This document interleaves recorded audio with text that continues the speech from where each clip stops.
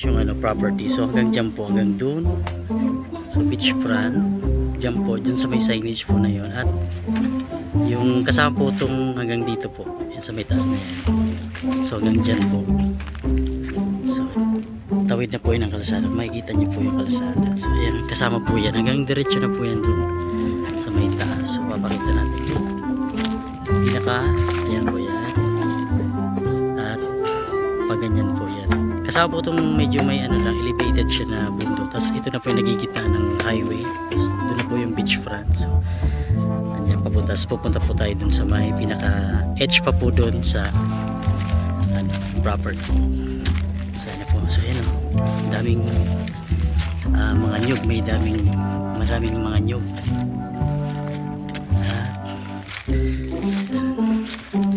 So yan po, kasama nandun na po yung dyan at nandun dito po. So, papasok tayo sa mismong beachfront, yung ano po yung resort.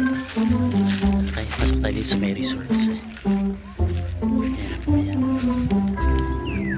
So dito na.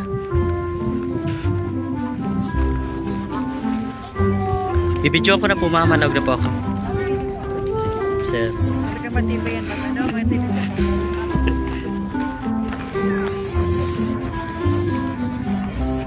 Ayan na po. So papasok po tayo dito sa pinaka main entrance. Ito po yung entrance niya, yung kanyang right of way.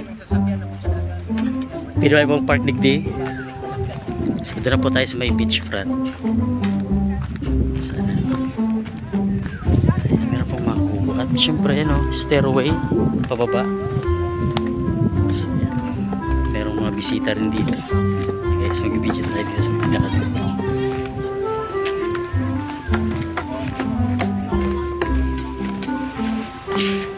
Lagi may mga cottages. Lagi lang po. Ayan, may mga cottages siya. Ayan, may mga cottages. Ayan po, ayan. So bababa tayo dito sa may pinakababa. So elevated siya, guys. Meron ding cottage sa baba. So ayan. So ito na po yung beachfront niya. So elevated lang siya. Pero meron siyang stairway. So yan, linis lang to, linis. Guys, yan. So yun, maganda. Pebbles po yung ano niya, pebbles.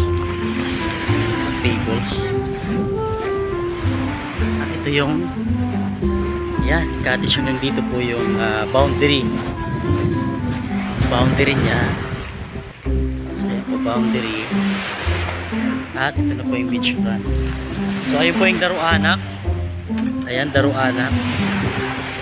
At yan, malinis po pala dito yun o. Ang ganda. So ayun na po yung may cottage na yan. So pababa. So ayan na po yung property na yan. So yun o.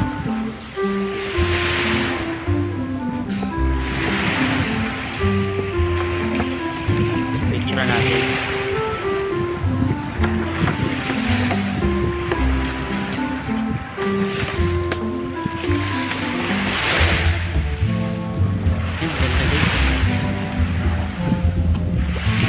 Na po, hanggang dito po yung property, guys. So yan na property. So side naman tayo, side. So yan na po yung buong property niya. So yan tayo.